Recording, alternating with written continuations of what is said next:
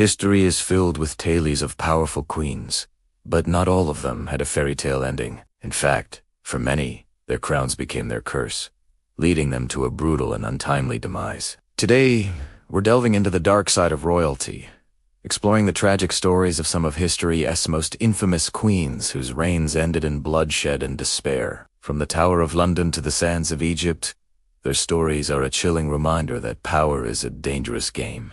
Let's start in Tudor England with Anne Boleyn, perhaps the most famous of Henry VIII's 6 wives. Anne was brilliant, ambitious, and captivating. She played a key role in the English Reformation, refusing to be the king's mistress, and instead pushing for a marriage that would make her queen. To marry her, Henry broke with the Catholic Church, divorced his first wife, Catherine of Aragon, and changed the course of English history forever. For 1,000 days, Anne was the queen. She gave Henry a daughter, the future Queen Elizabeth I, but failed to produce the male heir he so desperately craved. As the king's infatuation turned to frustration, Anne's enemies at court saw their chance.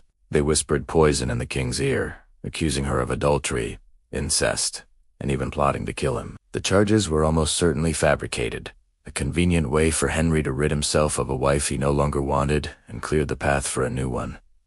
Jane Seymour. In May 1536, after a sham trial, Anne Boleyn was taken to the Tower of London. To grant her a small mercy, Henry arranged for a skilled swordsman to be brought from France for her execution, a quicker and cleaner death than the axe. On the scaffold, she remained composed, a queen to the very end. Her death was a shocking political move that sent ripples through Europe and cemented Henry VIII's reputation as a tyrant. Just a few years after Anne's fall, another young woman was caught in the deadly web of Tudor politics.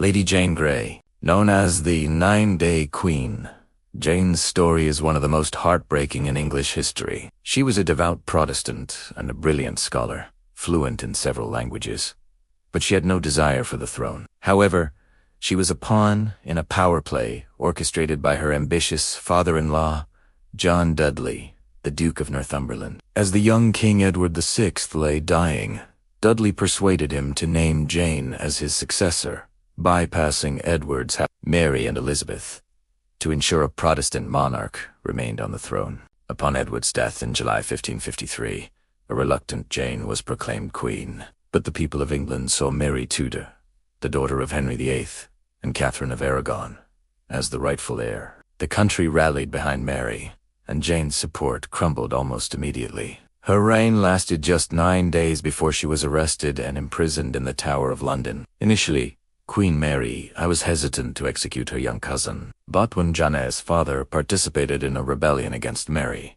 Jane's fate was sealed. At just 16 or 17 years old, Lady Jane Grey was led to the execution block. Blindfolded, she fumbled in the dark, asking, "What shall I do? Where is it?" before being guided to the block. Her tragic death served as a brutal warning to anyone who dared to challenge the Tudor succession. Let's journey back further in time, to the ancient world and the legendary Cleopatra VII.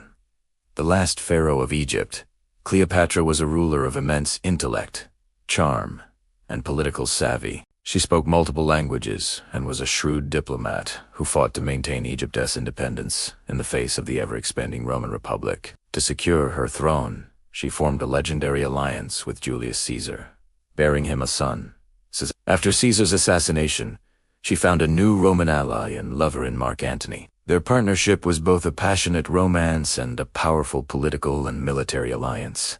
Together, they dreamed of ruling a vast Eastern empire from Alexandria, but their ambitions put them on a collision course with Caesar's heir, Octavian. The conflict culminated in the naval battle of Actium in 31 BC, where the forces of Antony and Cleopatra were decisively defeated. As Octavian's legions closed in on Alexandria, Antony, hearing a false report of Cleopatra's death, took his own life. Devastated and unwilling to be paraded through the streets of Rome as a trophy in Octavian's triumph, Cleopatra decided to control her own destiny. According to the famous legend, she had an aspa-venomous snake smuggled to her in a basket of figs. She allowed it to bite her, choosing a swift and mythic death befitting the last queen of Egypt. Her suicide marked the end of the pharaohs and the beginning of Egypt's absorption into the Roman Empire. Now, let's travel to a different continent and a more recent era. to the 19th century Kingdom of Madagascar and its formidable ruler, Ranavalona, often dubbed the Mad Queen of Madagascar or the female Caligula by European historians. Ranavalona's reign was marked by a fierce defense of her nation's sovereignty against foreign influence.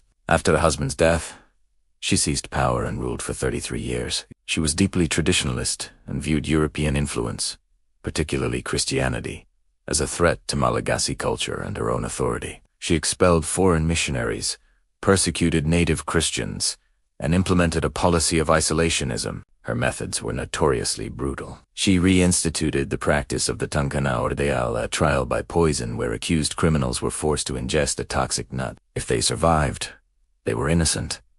If they died, they were guilty. This practice alone is estimated to have killed tens of thousands, perhaps as much as 20 to 50% of the population in some areas. Her public works projects, built with forced labor, also resulted in countless deaths. Despite the immense human cost of her reign, she successfully kept Madagascar independent from French and British colonial ambitions for decades. The circumstances of her own death in 1861 at the age of 83 are shrouded in mystery. While she officially died of natural causes, rumors have persisted for centuries that she was poisoned by her own son, Ranavalona II, who favored opening the country to Europe. Her legacy remains complex. A ruthless tyrant to some, a patriotic defender of her nation to others. Finally, we return to the court of Henry VIII for one more tragedy, that of his fifth wife, Catherine Howard, after annulling his marriage to Anne of Cleves. The aging and increasingly obese Henry was utterly besotted with the young, vivacious Catherine, who was likely still a teenager when they married. He called her his rose without a thorn. But Catherine had a past. Before her marriage to the king, she had been involved with two men, Francis Derham and Henry Manor. When she became queen, she foolishly appointed Derham as a private secretary and began a reckless affair with one of the king's favorite courtiers, Thomas Culpeper. It was only a matter of time before her secrets came to light. When Archbishop Thomas Cranmer learned of her premarital relationships and her current affair, he knew he had to inform the king. Henry initially refused to believe it, but the evidence was undeniable. Catherine and Culpeper had been exchanging love letters. The king's infatuation turned to furious betrayal. Catherine was stripped of her title as queen and imprisoned. Faced with the evidence, she confessed. In February 1542, less than 2 years after her marriage, Catherine Howard, the rose without a thorn, was executed at the Tower of London for treason.